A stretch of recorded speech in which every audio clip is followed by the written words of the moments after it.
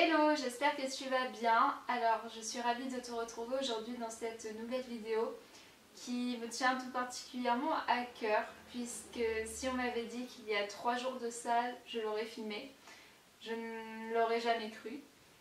Il s'agit d'une vidéo très particulière, puisqu'elle est au sujet de l'échec, de la perception que l'on peut avoir de l'échec et la façon dont on l'appréhende, la façon dont on le considère et ce qu'on en fait.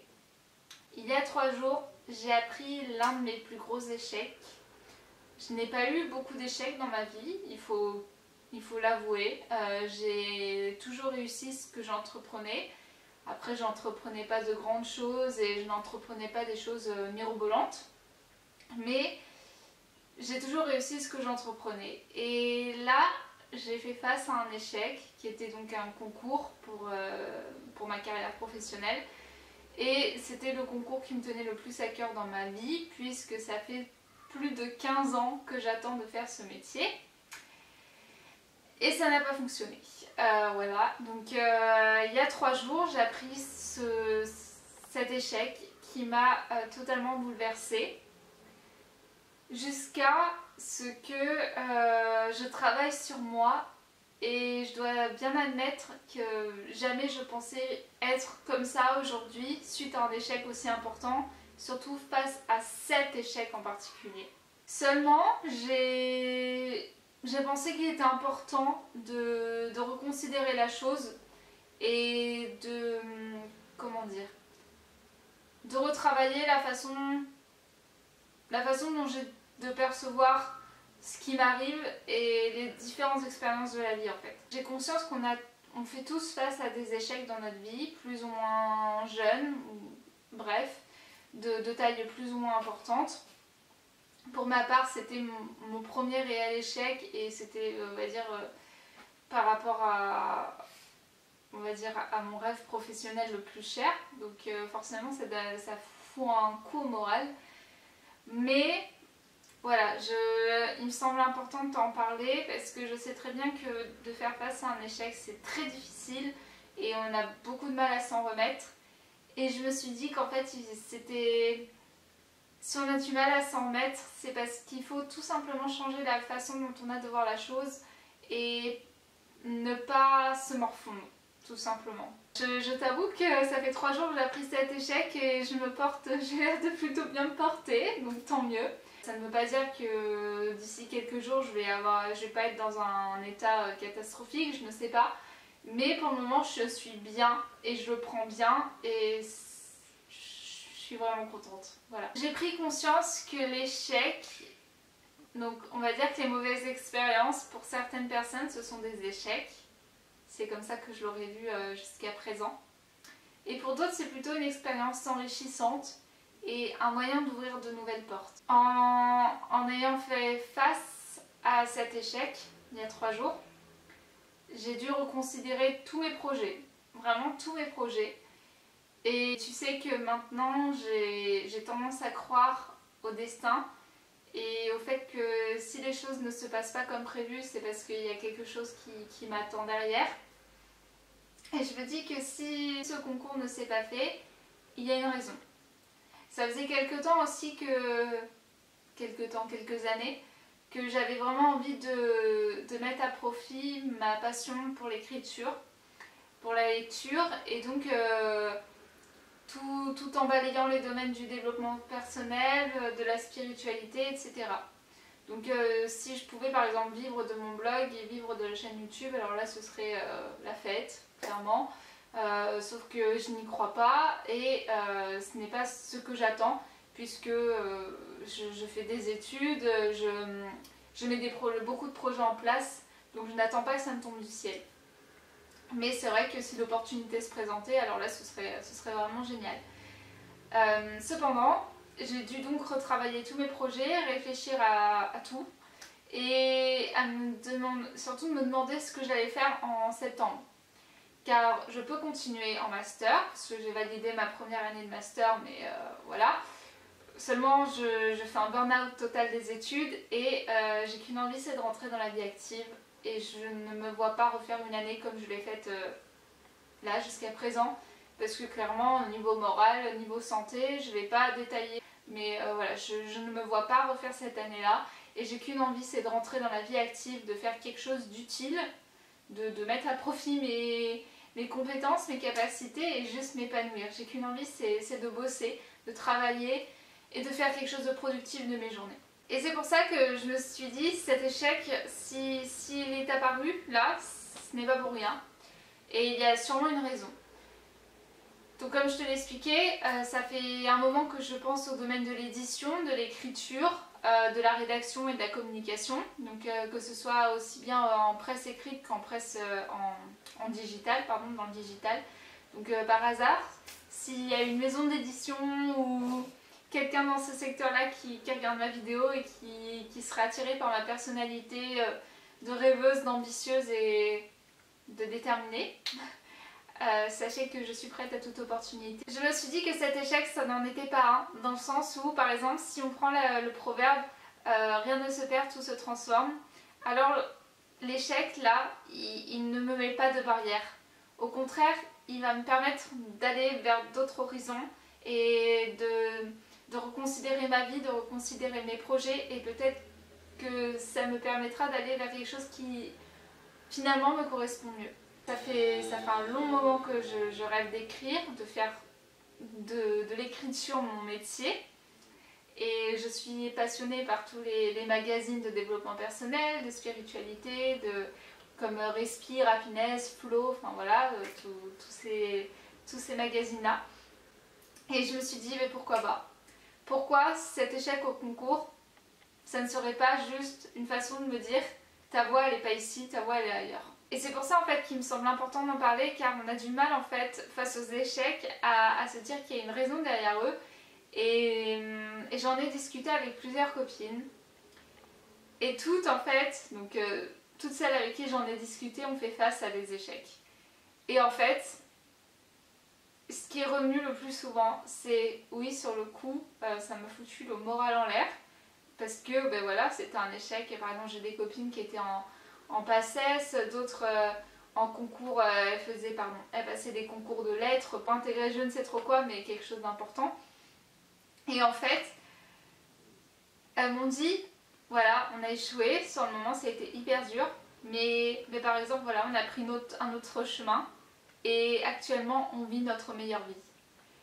Donc je me dis que il faut prendre la chose positivement et ne voir vraiment que les aspects positifs de l'expérience négative pardon, que l'on est en train de vivre et que l'on a face à soi. La preuve étant que voilà, j'ai commencé hier mes démarches pour trouver des stages, pour trouver des jobs. Et je me dis, si ça doit se faire, ça se fera, même sans expérience. J'ai déjà reçu des réponses. Et j'ai peut-être une opportunité juste incroyable. Donc je croise les doigts, je veux la saisir cette opportunité. Il y a juste un petit aspect technique qu'il va falloir, on va dire, arranger. Mais voilà, pour vous dire qu'en fait, je n'ai pas d'expérience dans ces domaines-là, à part mon blog et donc à part vraiment des choses personnelles. Je n'ai pas d'expérience, j'ai fait des démarches hier, j'ai déjà des réponses positives.